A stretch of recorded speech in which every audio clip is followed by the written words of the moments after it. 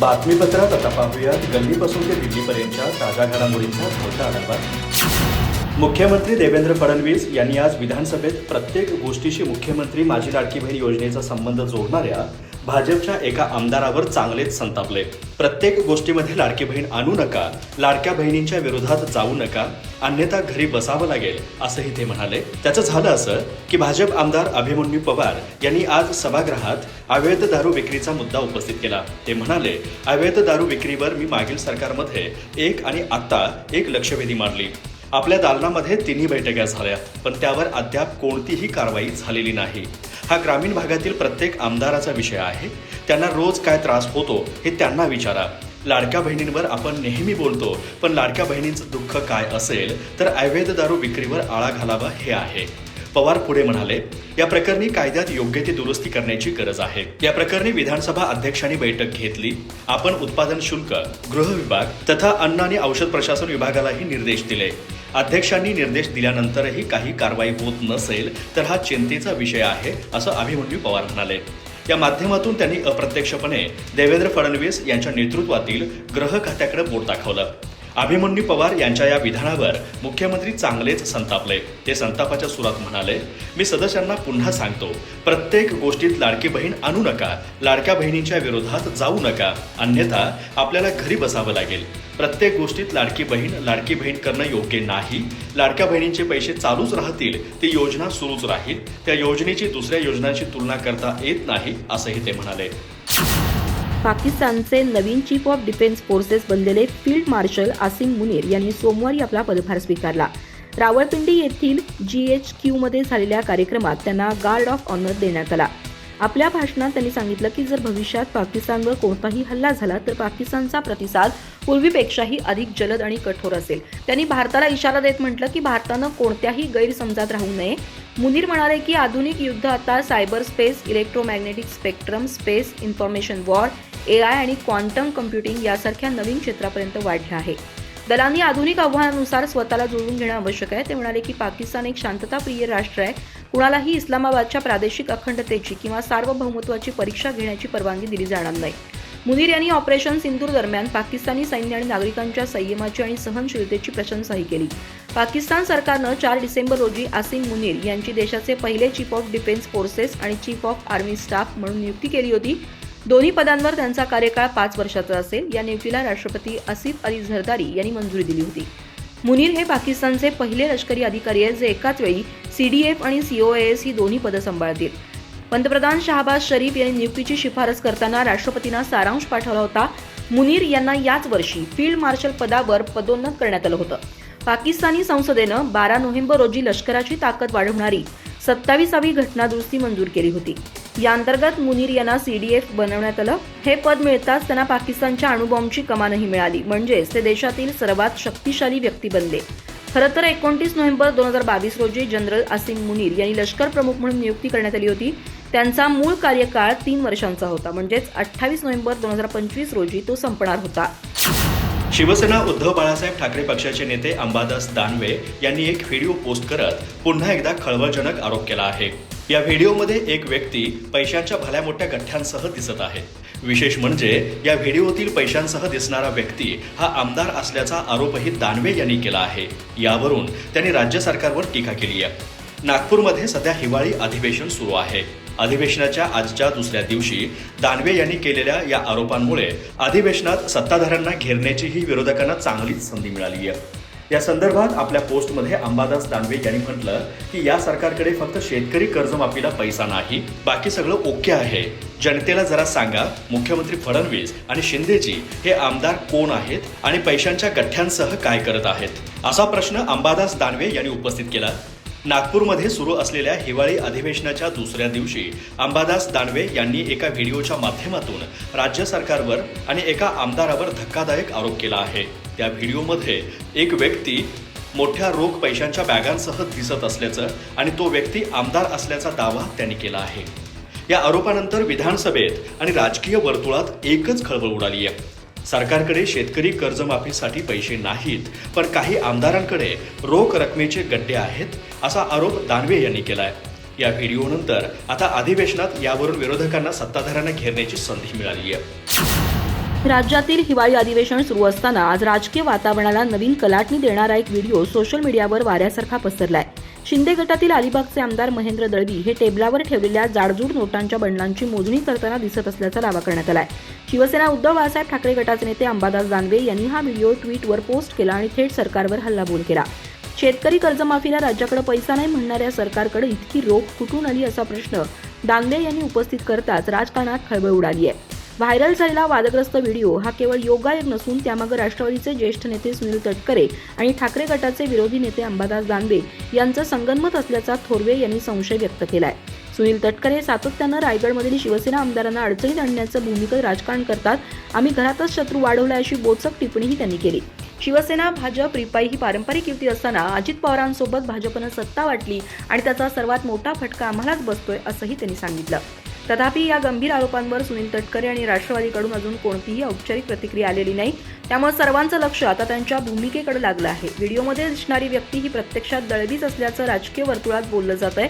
व्हिडिओमध्ये स्क्रीनवर video call सुरू असल्याचं तसंच लाल रंगाचा टी शर्ट घातलेली व्यक्ती बॅगेतून सतत रोख बाहेर काढून टेबलावर एका पाठोपाठ एक बंडी रचत असल्याचा दावा आहे. हा व्हिडिओ समोर आल्यानंतरच सोशल मीडियावर चर्चांचा भडीमार झाला.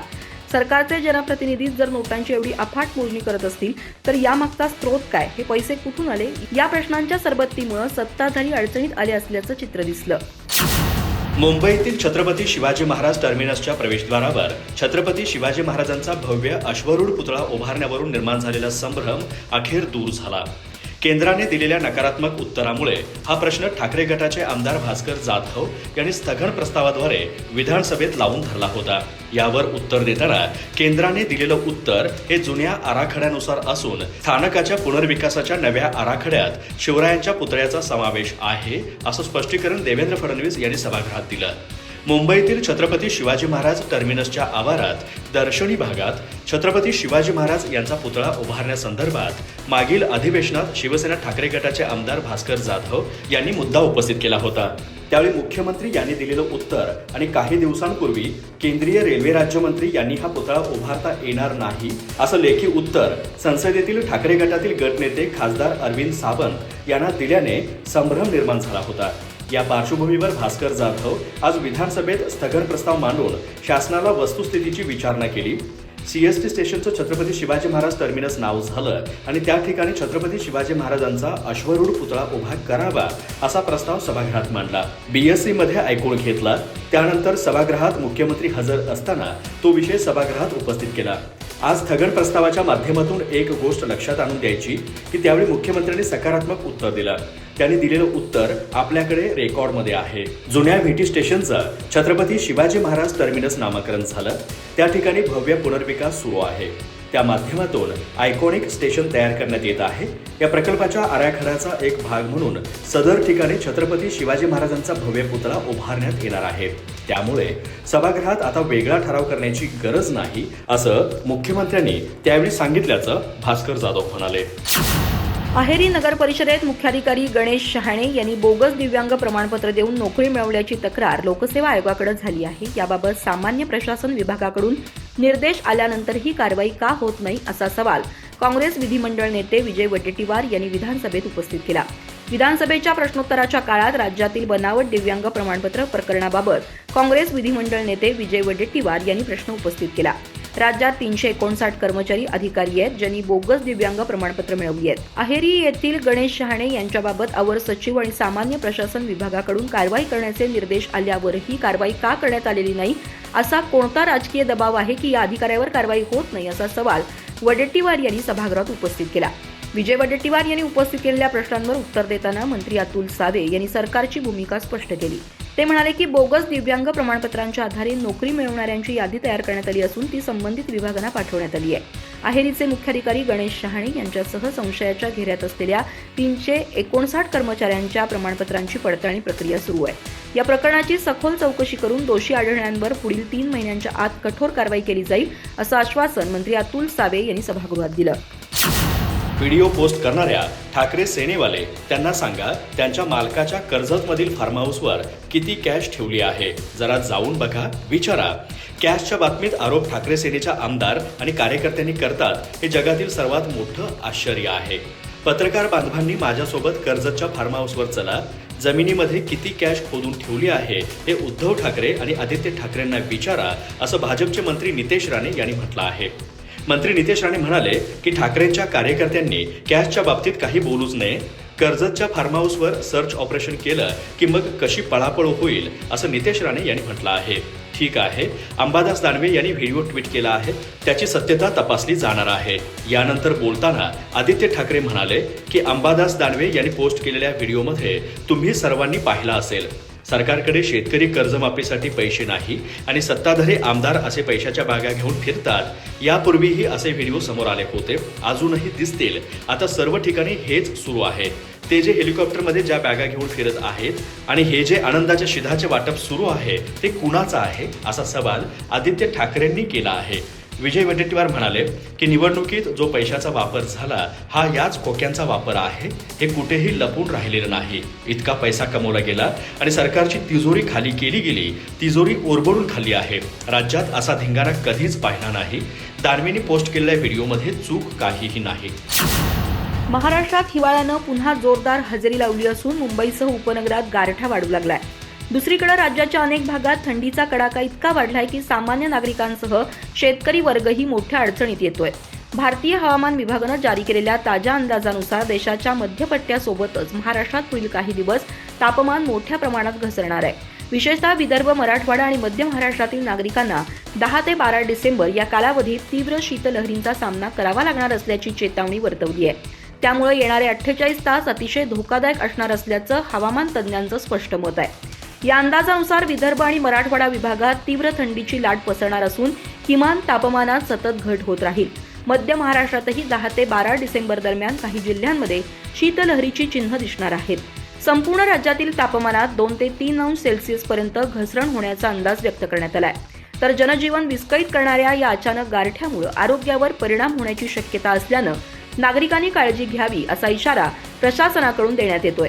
इतकंच नव्हे तर हवामान विभागानं उत्तर पश्चिम भारतालाही या थंडीच्या लाटेचा पुढील टप्पा असण्याची शक्यता वर्तवली आहे. पंजाब, हरियाणा आणि उत्तर राजस्थान या राज्यांमध्येही 10 ते 12 डिसेंबर दरम्यान थंडीची तीव्रता वाढणार आहे. मध्य प्रदेश, ओडिशा, छत्तीसगड आणि विदर्भ या भागांमध्ये शीतलहरी सतत कायम राहतील असं हवामान तज्ज्ञ सांगतात. महाराष्ट्रातील तापमान पुढील 3 दिवसात घसरत राहील आणि त्यानंतर काही काळ परिस्थिती स्थिर राहण्याचा अंदाज आहे. मात्र वातावरणातील गारठ्याचं प्रमाण पुढील आठवड्यापर्यंत जाणवेल असं तज्ज्ञांचं मत आहे. अधिक माहिती आणि ताज्या घडामोडींसाठी आजच आमचे चॅनल सबस्क्राईब करा.